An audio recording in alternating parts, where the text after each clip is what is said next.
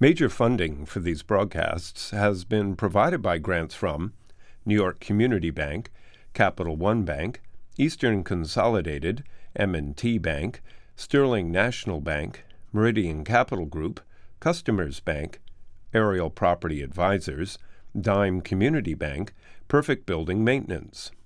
Additional funding has been provided by AKA Hotels Corman Communities, AmTrust Title Insurance Company, AVR Realty Company, Avison Young, Bank of America, Merrill Lynch, Bank Leumi USA, Briarwood Organization, CBRE, Chase Commercial Term Lending, Chase Mortgage Lending, JP Morgan Chase, Citizens Bank, Cohen Equities, Colliers International NYC, Collins Building Services, Connect One Bank, CPEX Real Estate Services, Douglaston Development, Levine Builders, Flushing Bank, Friedman LLP, Handler Real Estate Organization, Handro Properties, Hodges Ward Elliott, Inc., Investors Bank, James D. Kuhn Real Estate Center at Syracuse University, Kilroy Architectural Windows, Madison Realty Capital,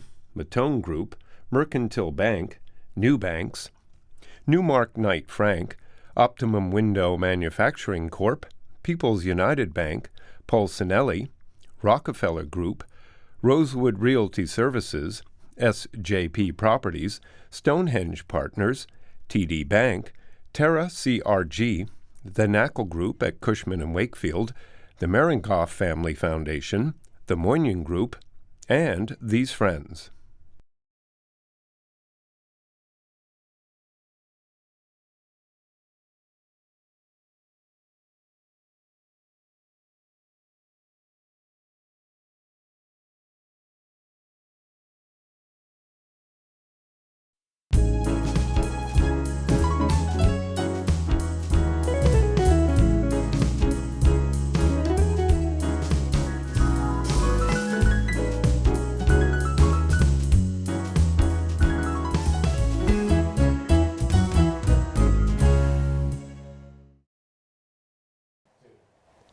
Kenya, Santa Barbara, Culver City?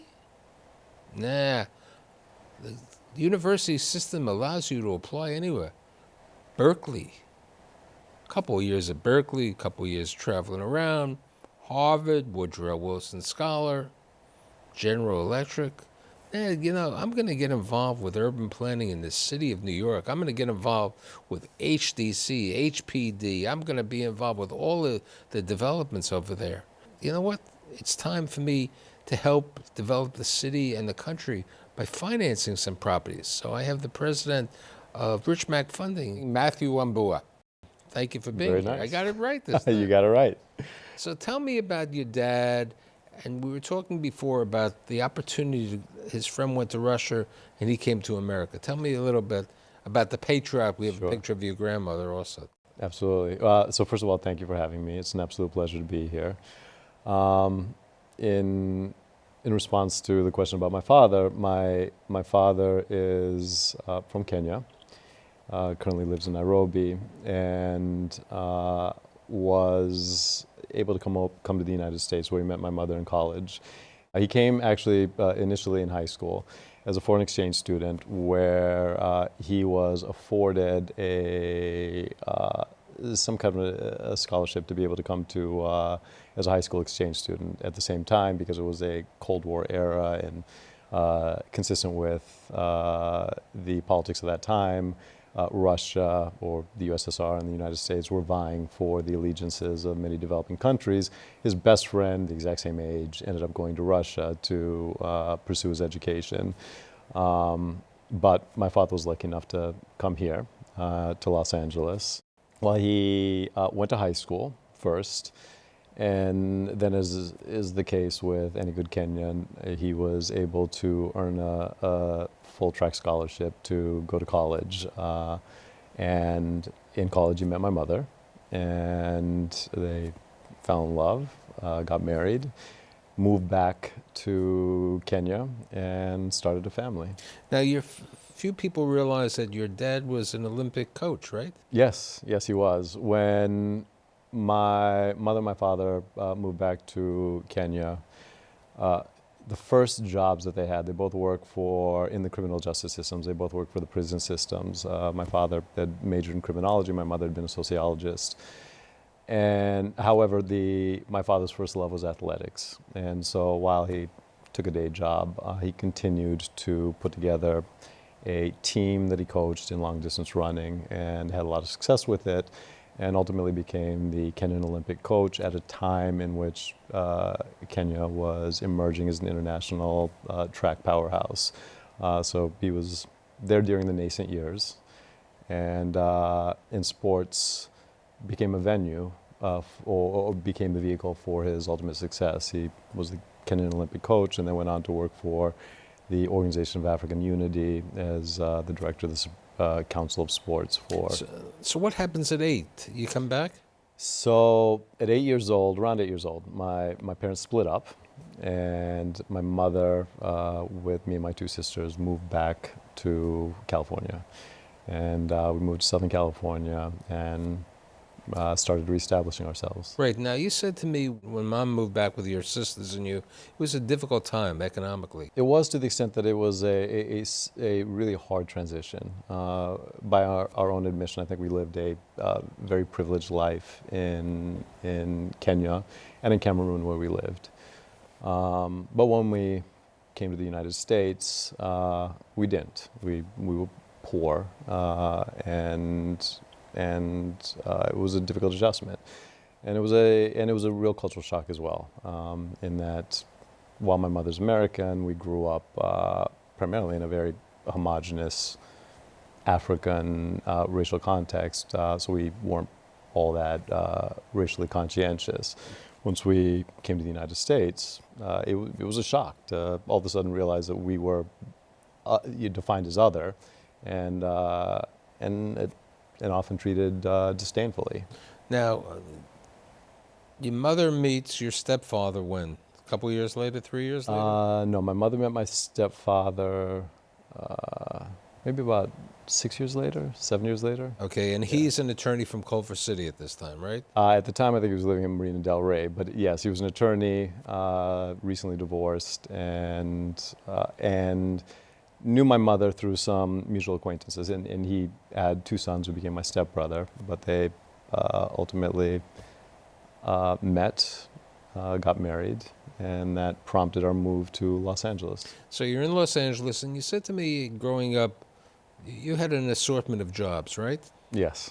Tell me about some of them. The jobs that I had are probably not dissimilar to the jobs that you had, that we all had during adolescence. I was a dishwasher. I was a janitor at a fast food place, Foster Freeze actually, on Washington Place. I was a busser, a waiter, short order cook. So you gained some good insight of the other jobs. Yes. Okay. Yeah. I think as earlier in one of our conversations, as I mentioned, I think that it is, in my opinion, irrespective of what your situation is, and if you are growing up with all the advantages in the world or you're not growing up with advantages, I do think it's probably imperative to work in some kind of a service provision context where you experience what hard work is and you remember later on. Now, you also said that it was much more advantaged when your mother remarried in the time of living in Los Angeles. Yeah, I think a lot of the time I think of the progression of those childhood years in several different phases. There was the time in Africa. Then there was the time in Southern California prior to my mother being remarried, which was a difficult time. My mother is a magnificent person, so while we were challenged, she worked relentlessly to provide us opportunity and to continue bettering our situation. But it was a hard transition from a resource standpoint. And then there was the time subsequent to my mother getting remarried, which once again allowed us to transition back into a middle-class existence. So when you were growing up, did you have any idea of a career? None at all. No, I wasn't particularly directed. I had no vision of a career. No idea of the law school? No idea of running? I mean, your dad? Well, running would have been terrific if I had the slightest iota of talent, but unfortunately, I think I was robbed of my Kenyan birthright and have no track and field talent. So when we got together, you said the great thing about the University of California school system is you can apply all over, right? Yes, I ended up going to Berkeley. I loved Berkeley. Berkeley was the perfect school for me. But in many ways, Rebellious kids, right? well, exactly, it was a perfect school. But in many ways, I feel extremely lucky. And what I didn't realize at the time is how lucky students are who live in California, go to California school, are able to avail themselves of the opportunities of a great state education. Because I wasn't particularly sophisticated in knowing what the ecosystem of universities and small liberal arts colleges were. So like so many of my counterparts, I just applied to the state university. You check off the boxes, one application, then you go to the best one that you like. 6 years at Berkeley. Yes. So it was extended, but let's discuss what you did during those 6 years. Well, I had a lot of fun. I did college the way I think you should do college, which is in part studying, in part not studying, and simply enjoying yourself recklessly. And then I took time off, and I went and visited family, took a year in Kenya, in Cameroon, and then came back, buckled down, and got done. Okay, so you graduate Berkeley in what, 90... What year was it? I graduated 94. Woodrow Wilson Scholarship was during Berkeley? I had a couple friends. Again, I wasn't particularly directed, but I had a couple of friends who had gotten admitted into this fellowship program. It was called the Woodrow Wilson Fellowship Program, and it was a fellowship program that, to the extent that you go through the fellowship, the battery of training courses, pays 100% for graduate school. And at the time I thought, oh, public service, sounds like a great thing to do. And I could get graduate school paid for. So I applied, I was lucky enough to get admitted. Now, you hadn't been to the East Coast much over this period of time, had you? No. I mean, no. what do you know about Boston and Harvard? I knew nothing about Boston or Harvard. I mean, I knew what everybody else knows about Harvard, which is it's a brand name. But I knew nothing else. So what you do at Harvard for 2 years? I had a good time. I studied, but... But in public service, urban planning, and so on? Yes. Well, I got a master's in public policy and focused with a focus on economic development. And I think I slightly refined my vision of what I could be doing without necessarily having a real sense of what I was going to do afterwards. So mostly I got a degree, and I had a great time, and I met some great people. So what happens in 1996? It's about time to get a job, right? So 1996 rolls around, and again, I wasn't so directed. And at the time, I had the opportunity to move to New York City. Had no job, and thought, why not? So I moved to New York City to Harlem and started looking for a job. And? And I did end up finding a job. Well, first of all, I found Harlem, where I lived at 132nd and Lenox for about 5 years prior to moving to the South Bronx. And the first thing I found was the most incredible experience, and that I'd never anticipated that I could ever find an epicenter of African American, Latino culture that was so densely populated and full of frenzied energy. So I was in heaven. That was the first thing I found. Secondly, I did end up finding a job, going to work for a not-for-profit called the New York City Partnership that focused on community development and affordable housing development throughout New York City. It isn't relevant in the same way that it used to be as a catalyst for development. Right. At that time, it was a major development. Yes, exactly. Now, not so much. Now it focuses on It does play a tangential role, but Right, but it's, yeah, before they were more in the housing partnership. that's exactly That right. was so. What were you doing for them? What type of projects? So I wasn't at the partnership all that long, although I met some great people while I was there. And as I was there, I managed a business development fund, and then I focused on some mixed use, mixed income development projects through what was called their anchor program. And it was their attempt to move away from solely housing. I mean, the Anchor program was a great program that people forget. Yeah. Because it was a program which provided a mixed use of retail and apartments over there. I love the richness of your memory when it comes to this kind of stuff. Nobody remembers the Anchor program. That's really impressive. And- That's exactly what it was. And one of the major projects of the Anchor program was on 116th Street. Yes. Okay, that Jeff Levine built, where they put retail, which had some political ramifications.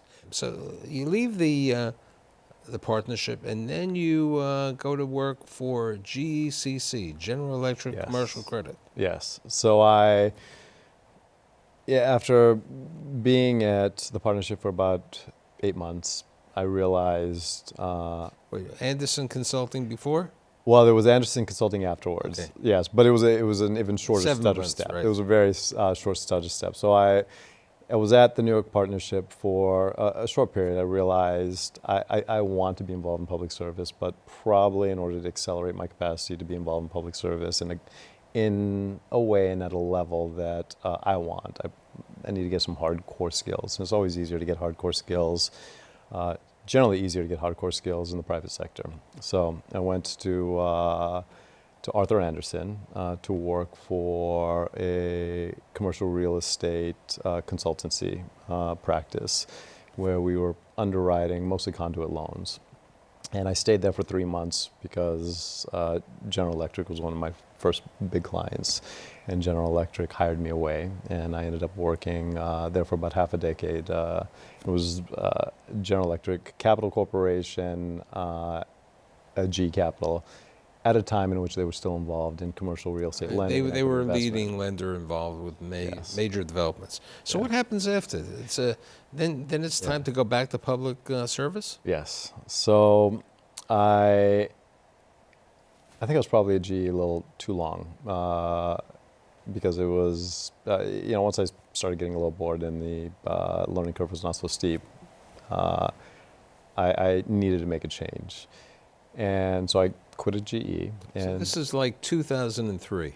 yes, actually I think 2002, mid-2002, I realized I wanted to get back into public service. It had always been my intent, and while I had gone to the private sector in order to secure the kind of skills that would allow me to be in public service on my own terms. How do you get back into public service? I mean, you were with the partnership for a period of time. Yeah. I mean, there was a new mayor in town with Yeah. a great, deputy mayor. Yeah. Okay, who you work for specifically.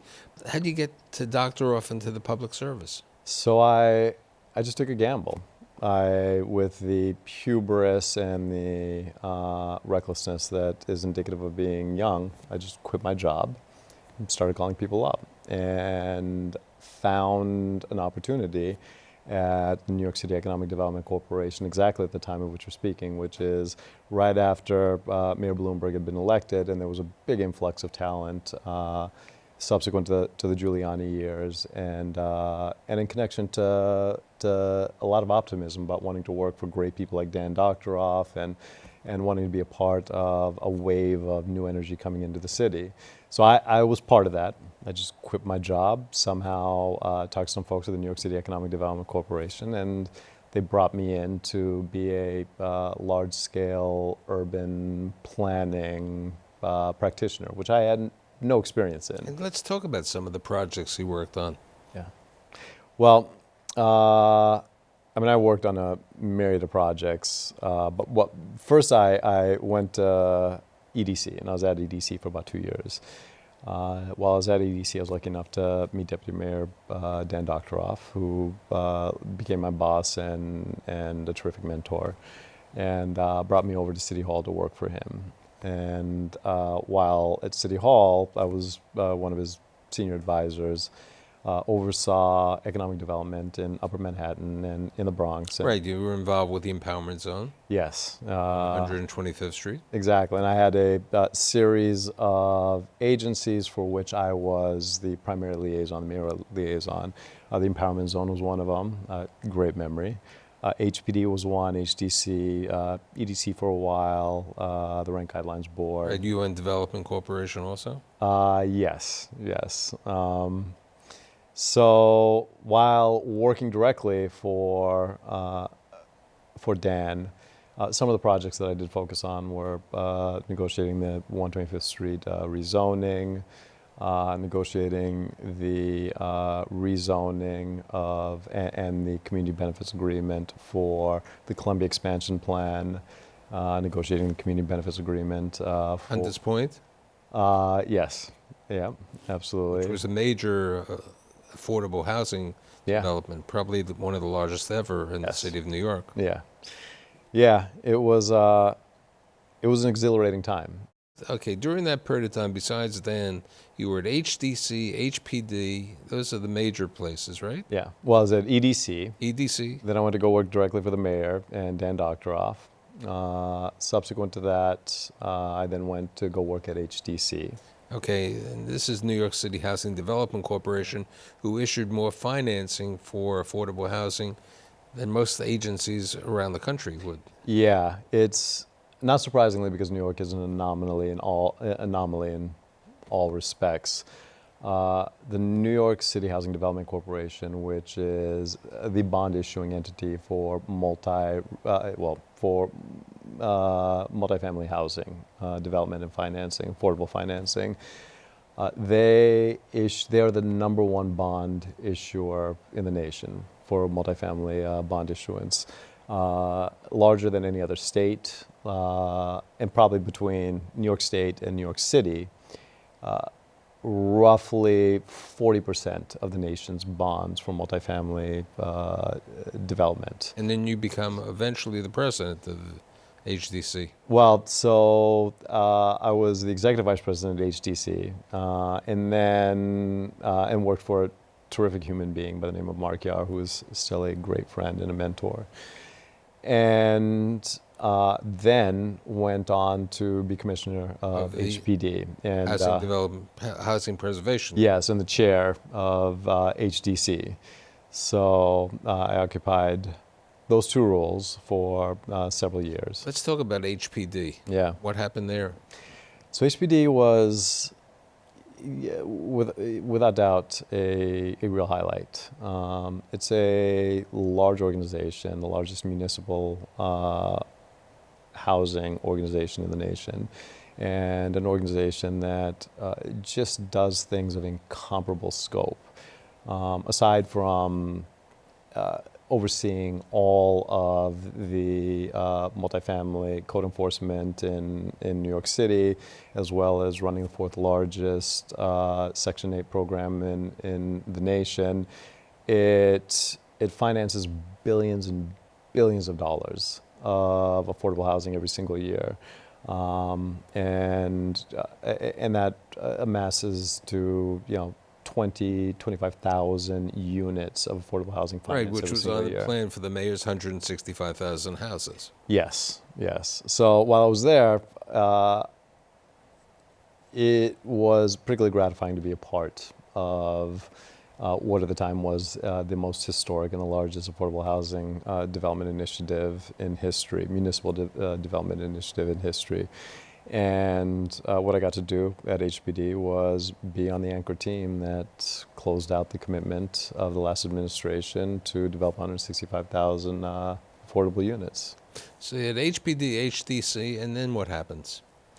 So I was at HPD, and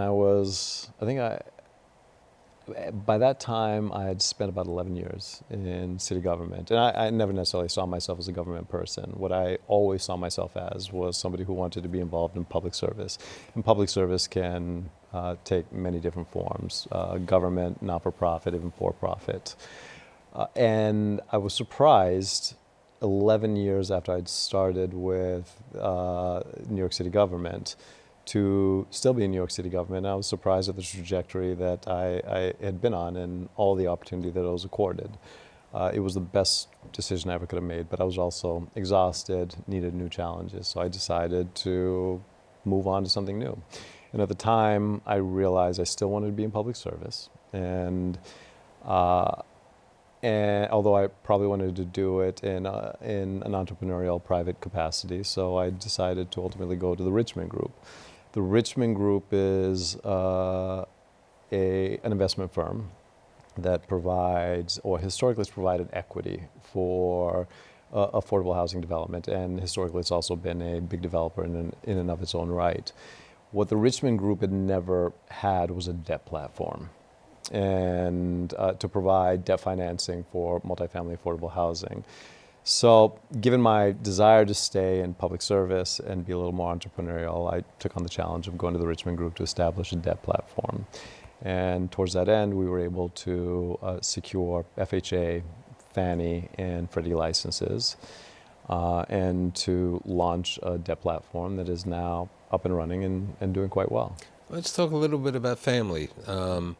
Where's Mom living these days? So Mom is now living in Austin, Texas, with my sister and her family. My sister went to UT Austin to get her graduate degree and stayed in the area.